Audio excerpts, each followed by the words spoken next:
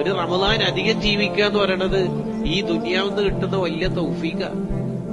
വെറുതെ വല്യവന റമദാൻ നമ്മൾ വിളിച്ചു വരുത്തിയിട്ട് നമ്മളൊന്നും ചെയ്തിട്ടില്ലെങ്കിൽ ഈ റമദാൻ നമുക്ക് എതിര് സാക്ഷിയായി പോകും. ലക്ഷ്യം അറിഞ്ഞുകൊണ്ട് തന്നെ റമദാനെ നമ്മൾ മുന്നോട്ട് കൊണ്ടുപോകണം. ഇസ്ലാമിലെ ഏറ്റവും ശ്രേഷ്ഠമായ ആരാധനകളിൽ ഒന്നായ നോമ്പിന്റെ മാസമായ റമദാൻ അൽഹംദുലില്ലാ സമാഗതമായിരിക്കുകയാണ്.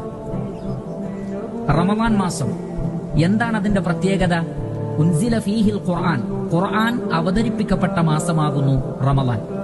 ആരെങ്കിലും റമദാൻ മാസത്തിൽ ഈമാനോടുകൂടി അഥവാ അള്ളാഹുവിൽ വിശ്വസിച്ചുകൊണ്ടും അവന്റെ ഏകത്വം അംഗീകരിച്ചുകൊണ്ടും നോമ്പ് അള്ളാഹു ഫർളാക്കിയതാണ് എന്ന് അടിയുറച്ചു വിശ്വസിച്ചുകൊണ്ടും അള്ളാഹുവിൽ നിന്നുള്ള പ്രതിഫലം മാത്രം കാക്ഷിച്ചുകൊണ്ടും വേറെ ആരെയും കാണിക്കാനില്ലാതെ, കാണിക്കുക എന്ന ലക്ഷ്യമില്ലാതെ ഇഖ്ലാസോടുകൂടി ഈമാനോടുകൂടി റമദാൻ മാസത്തിൽ ആരെങ്കിലും നോമ്പ് നോറ്റാൽ അദ്ദേഹത്തിന്റെ മുൻകഴിഞ്ഞ പാപങ്ങളൊക്കെ അള്ളാഹു സുബ്ഹാനഹു വ തആല പുറത്തു കൊടുക്കുമെന്നാണ്.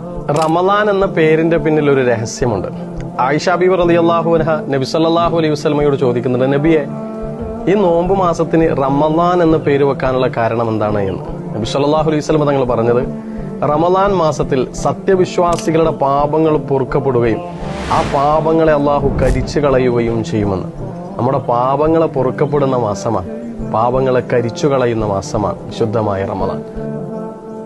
ജിബ്രീൽ അലൈഹിസ്സലാത്തു വസ്സലാം പറയുന്ന ഒരു കാര്യമാണ്, റമദാൻ മാസം ലഭിച്ചിട്ടും പാപങ്ങൾ പൊറുക്കപ്പെടാത്തവൻ അള്ളാഹുവിന്റെ കാരുണ്യത്തിൽ നിന്ന് അകറ്റപ്പെടട്ടെ, ആ വ്യക്തി നരകത്തിൽ പ്രവേശിപ്പിക്കപ്പെടട്ടെ, അള്ളാഹുവിന്റെ കാരുണ്യത്തിൽ നിന്ന് അകറ്റപ്പെടുകയും ചെയ്യട്ടെ.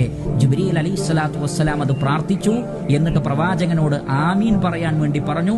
നബി സല്ലല്ലാഹു അലൈഹി വസല്ലമ ആമീൻ എന്ന് പറയുകയും ചെയ്തു.